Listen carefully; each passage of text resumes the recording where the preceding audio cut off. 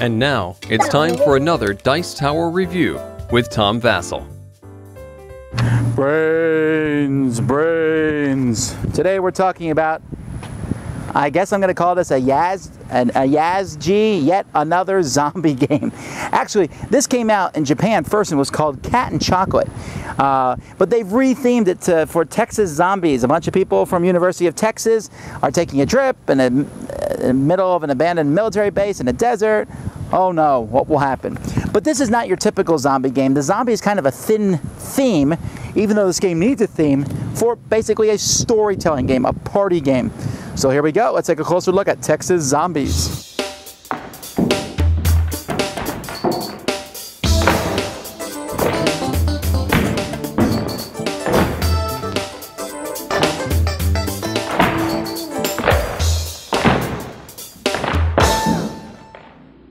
At the beginning of the game, each player is going to pick one of the teams that they're going to be on, Beta Lambda or Darwin to Dragons or whatever they're called. You're going to get these secretly so that you're on one of the two teams. You're then going to take a deck of event cards and you're going to take a certain amount of these out. So let's say you're playing a 4-player game, in which case you would need 12 of them. So 4, 5, 6, 7, 8, 9, 10, 11, 12. And then everybody's going to get a hand of object cards. Now these object cards are going to be all sorts of things. For example, here we have a flashlight and a gun and a rubber band and a chainsaw and a fork and a cucumber and a hula hoop and some gum and an egg and a pail of nail clippers. So that's the sort of things that you're going to be getting in the course of this game.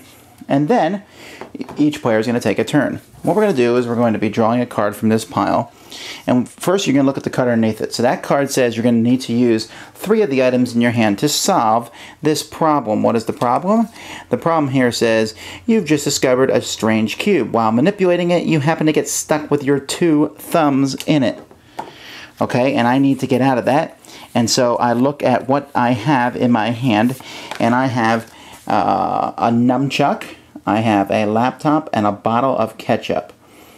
And I say, all right, so I got my finger stuck in this cube. So I first will try to hook up to the internet with the laptop and Google a response or call for help. And while I'm waiting for someone to help, I'm going to smash the bottle of ketchup and use the glass, hopefully, to cut my fingers free, using the nunchuck to kind of wedge them apart if necessary. And hopefully, if worse comes worse, I'll have to cut my thumbs off, but if necessary, I need to get out of this box.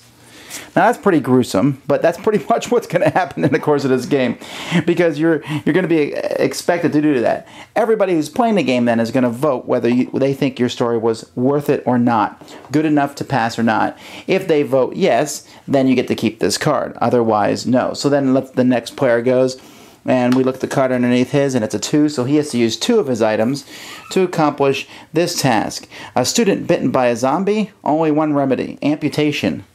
Didn't I just do amputation? So that person looks at their hand and they have, oh wow, how nice is this? A knife, a tube of super glue, and a bandana. Wow! Talk about the right things you need. I only can use 2 of them. So of course we'll use the knife to cut it off, and then we'll use a bandana to slow down the bleeding. Although I would have probably used a tube of super glue if I didn't have the bandana. And so the game continues like that. After all the cards have been passed out and given or not, then players are going to reveal what team they're on, and the team that has the most cards is the winner. Now the reason the teams are secret is because that will stop you from voting for or against someone because they're on your team or against your team.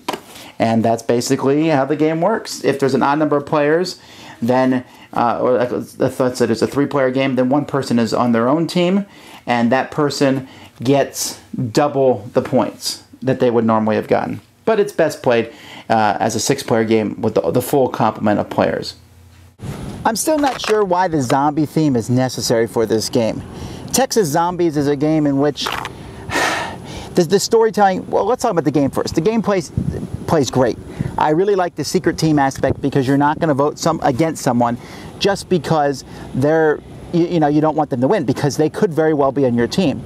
So that's a great solution to the problem of voting against someone just so they don't win, because they might be on your team. The stories can be gory or funny or silly, you know, that all depends on the group of people.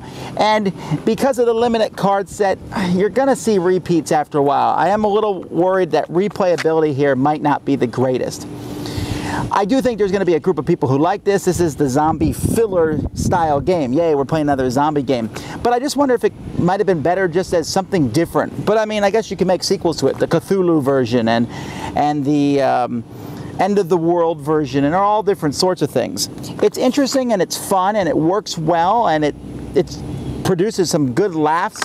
I'm just not sure that, you know, in several months that I'm still going to be playing it as much as we play it now. It's almost forgettable.